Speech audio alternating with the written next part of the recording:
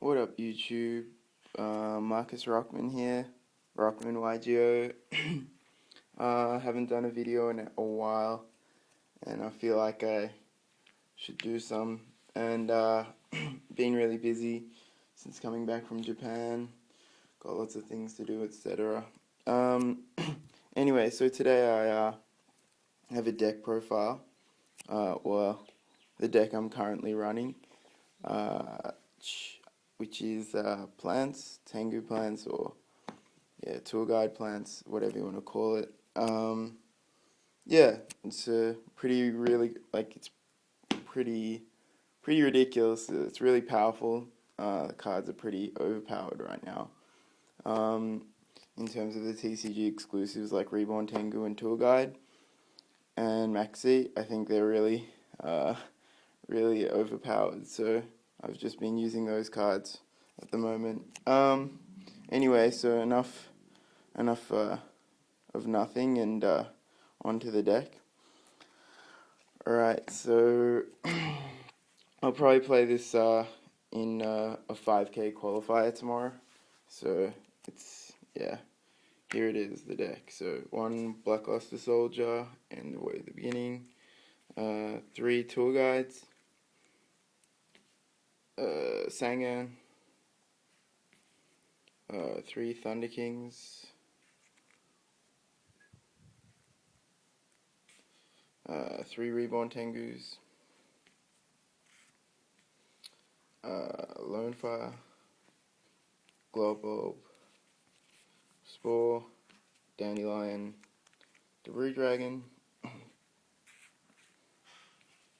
Gauze. Double Maxi. And double Effect Veiler. So these are the monsters. I'll kind of explain, sort of. They're everyone kind of understands these already, but I'll explain it anyway. So BLS is my big boss monster, Lights and Darks in the deck. It's pretty staple. I pretty much play BLS in all of the decks. I'm going to play it until it pretty much goes back on the list. I love the card, and I think it's ridiculous, and anyone who's played it probably understands that too. Tour Guides. There's a reason why these cards are extremely expensive. They're worth every penny. They're so broken right now. In fact, I don't think in Yu-Gi-Oh there's ever been a one card 2500 beta that's so consistent and there's no downfall to it.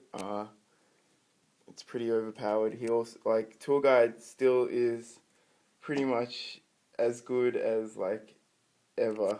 It was never bad, and it's even more critical this format that that you play it. It still can do. It can still just tutor a Sangan simply.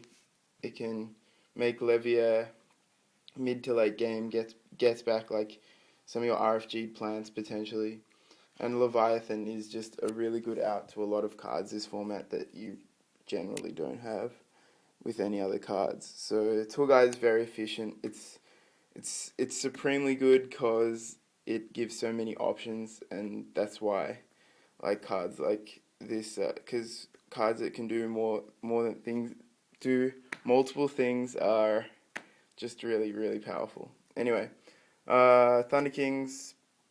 So the reason I play Thunder Kings, it's pretty standard these days. Thunder Kings are getting played in a lot more decks. It's really good. Right now, it's 1900. It's massive.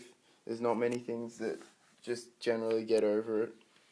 Besides Rush Rhino, I guess. Just as a level 4 monster, it's not really easy to deal with. You find yourself, you definitely find in a lot of situations that you have to actually sink into a Thunder King these days. There's not a lot of good options to defend against a Thunder King. It's really strong. It stops TG decks. It stops Sangan. It's just generally a very powerful card. 3 Reborn Tengu. It's pretty self-explanatory. The card is very good. It's just it's just really overpowered. It needs to get hit sooner rather than later. So, yeah. The Plan Engine, and although this got massively hit by the list, I know this is all old news considering the list was already a month ago, but I have not put a video up and I'm really slack. So anyway, the Plan Engine, I still love these cards. I still think they're very, very good. There wasn't enough done to them. Like, they're still the most efficient level 1 tuners. Dandelion's still very, very powerful. Lone Fire Blossom still really good, especially with the second Call of the Haunted. It's just, even though we had Limit Reverse, it's just more generic cards that can bring back other things other than Lone Fire and Sangan and stuff like Limit does. But and Debris Dragon, or like Trishula, is still plays a massive role in the format, and Black Rose Dragon's still very good. So Plan Engine's pretty self-explanatory. Everyone knows this, and they're still good cards. So don't forget about them and stuff. So Gauze, these are called pretty much hand traps, because everyone's using them and they pretty much act like trap cards now. Maxi, it's a really, really good card. Draw cards. Don't run into the Maxis constantly, guys. It's really bad. Gauze, it's really overpowered. With so much spell and trap removal, every time you generally draw this card, if you find situations where your opponent clears the board, he's generally coming out every single game. You draw him. It's not stuck dead in your hand very often. And Effect Veiler, I want to play a third potentially, but this card's obviously a staple at least 2+ in pretty much every deck. There's too many cards that you need to negate, like Tour Guide, like Trishula, like everything. So yeah, anyway, these are the monsters. There's let's count, 10, 20, 21 monsters. Yeah, I really like the monster lineup at the moment. I probably want to maybe put in an extra Veiler. Thunder King's really boss, so yeah. So that's the monsters. Onto the spells, I believe.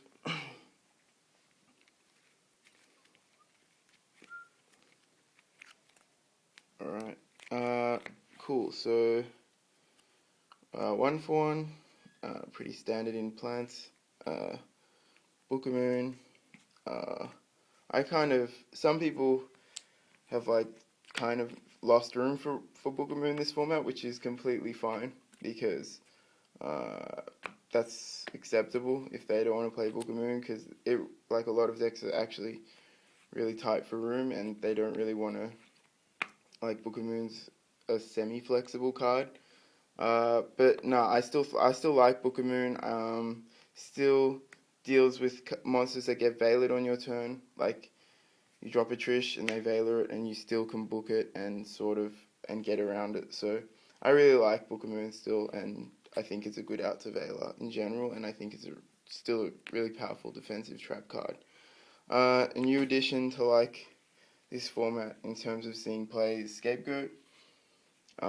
It's really good synchro material. I'll have to kind of explain this further, in terms of what we do with this deck, but yeah. So Scapegoat, Foolish Burial, Pot of Avarice, Mind Control, Monster Reborn, Heavy Storm, Dark Hole, and right now 3 Mystical Space Typhoons. Look at that common one, that's garbage. So, pretty, this is pretty standard for plants right now. I guess the only cards you can really say are sort of maybe not in everyone's deck are Scapegoat, Book of Moon, and probably the 3rd Typhoon. I really like 3 Typhoons at the moment, but if I am going to cut a card, I guess it's this. Not just because it's common, but mainly because it's one of your more flexible cards. You don't always need infinite Typhoons, etc., but Yeah, like two can be enough anyway. I might cut it for Vela depending. Anyway, Scapegoat and Book are kind of like my choices. I really like Book. I don't really know. I guess maybe a lot of people are playing both of them. Like, I know Scapegoat's like was played at YCS Toronto. Billy Brake played this. I personally really like the card now. After being seen what it can do. Anyway, I'll explain a little bit more about stuff soon. I'll just get through the deck. Alright, so traps. Double Call of the Haunted, Double Solemn Warning, Solemn Judgment, Torrential Tribute, and Trap Dust Shoot. What you will notice here is like no Mirror Force. Mirror Force is it's kind of bad right now, unfortunately. I mean, Mirror Force isn't never really a bad card, but it's just lackluster. I mean, there's other cards you prefer to play. Yeah, I don't really like Mirror Force as such. I think there's just these trap cards are all more critical and better for your game plan and more powerful than Mirror Force is right now. Although Mirror Force is a very powerful card, yeah, it's just not necessary. And I mean, you don't get a lot of situations where Mirror Force is good at the moment, but with everyone not playing Mirror Force and removing Mirror Force from their decks, it means that people are playing into back rows a lot more aggressively. They're running 2 or 3 monsters and attacking, so Mirror Force might turn out to be a really good choice against in a particular tournament or just in general for the format if it keeps going like people will start expecting people not to have Mirror Force in their deck, so then Mirror Force becomes really good to have because it's extremely unexpected.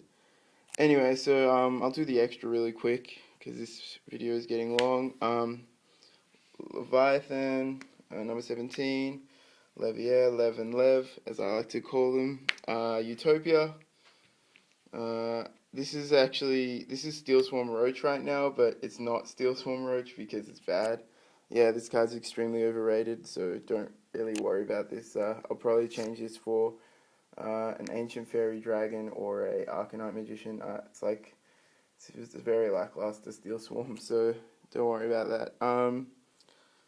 TG Recipio Dragonfly, Formula Synchron, Armorium, Catastor, Hyperlibrarian, Bryonic,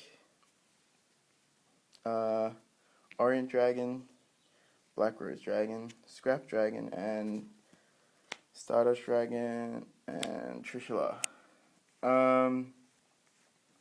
It's a pretty standard extra deck. I mean, there's nothing really. I guess this, and the Roach is kind of iffy, so this is going soon. But, yeah, this video is getting long, so anyway, this is the extra, and I'll kind of explain sort of combos in another video, the next video. Alright, there'll be a part 2, so cool.